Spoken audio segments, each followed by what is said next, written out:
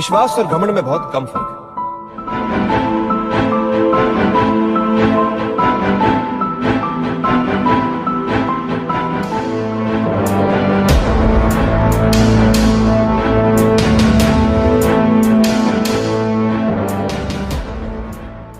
Underworld की धमकी पर क्या बोले गुलशन कुमार? क्या रिश्ता है अंडरवर्ल्ड और बॉलीवुड का? हेलो दोस्तों, मैं नितिन आपका स्वागत करता हूं पॉलीग्रेड स्टूडियोज में।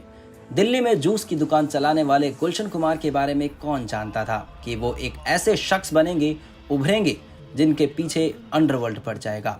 80 के दशक में उन्होंने अपनी कंपनी टी सीरीज की स्थापना की और भगवान के भजन गाकर उन्होंने इतना नाम कमाया कि पूरी दुनिया उन्हें कैसेट किंग के नाम से जानने लगी। गुलशन कुमार को शुरू से ही भगवान के प्रति बहुत आस्था थी और माता वैष्णो देवी के बहुत बड़े भक्त भी थे और उन्होंने वैष्णो देवी मंदिर में भक्तों की सुविधा के लिए काफी सारे काम करवाए। लेकिन उनके ये सभी नेक काम अंडरवर्ल्ड की आंखों में खटकने लगे और फिर आया वो दिन जिसकी किसी ने कल्पना भी नहीं की होगी और जितेश्वर मंदिर के बाहर उन पर 16 गोलियां दागी गईं। गुलशन कुमार के ड्राइवर ने अपने मालिक को बचाने के लिए हथियारों पर क्लच फेंके, लेकिन वो किसी भी तरह नहीं रुके और देखते ही देखते उनकी जान चली गई।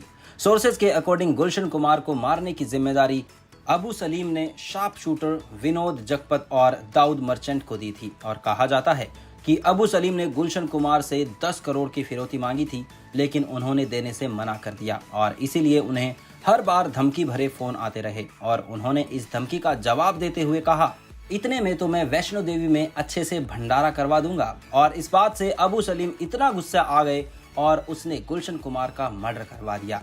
और अब आमिर खान और डायरेक्टर इस सच्ची घटना को पर्दे पर दिखाकर एक इंसाफ की गुहार लगाना चाहते हैं ताकि इस जुर्म का कातिल, जो आज भी दुबई में शायद कहीं छिपकर बैठा है, उसको सजा दी जाए। अक्सर हिंदी फिल्म में डर लगता है और कभी परंपरा, कानून, दिल टूटने का डर और उनसे बचने के तरीकों ने बॉलीवुड में हजारों कहानियां दी।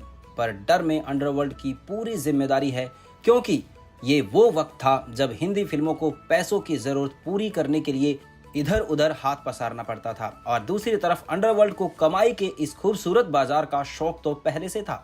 जरूरत के पता चलने और भारी मुनाफे की उम्मीद ने उनके बीच इंटरेस्ट भी पैदा कर दिया था। आपसी बातचीत से बात बनी तो कहीं डर दिखाना पड़ा।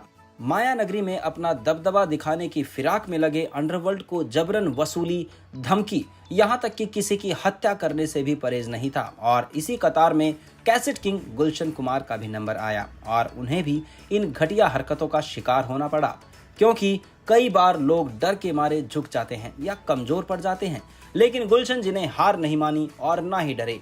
लेकिन अंडरवर्ल्ड किसी को बख्शने वाला कहाँ था और गुलशन कुमार को अपनी जान गंवानी पड़ी और इनके मर्डर के बाद कई फिल्मी सितारों को अपनी सेफ्टी के लिए पुलिस प्रोटेक्शन लेनी पड़ी थी। लेकिन अंडरवर्ल्ड की पार्टीज फिल्मी सितारों से चमकने लगी और वैसे भी सितारों से नजदीकी भारत में हर किसी को लुभाती है।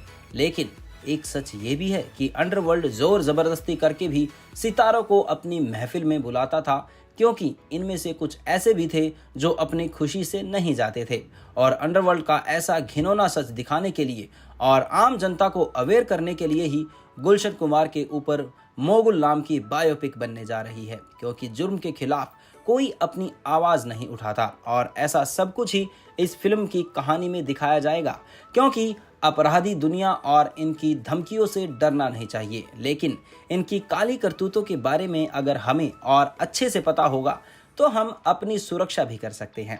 वैसे तो बॉलीवुड में काफी पिक्चर्स ऐसी बनती हैं जो किसी ना किसी ऐसे इंसान की बायोग्राफी होती है जिसने लाइफ में कभी उतार चढ़ाव देखे हों लेकिन शोहरत भी कमाई है।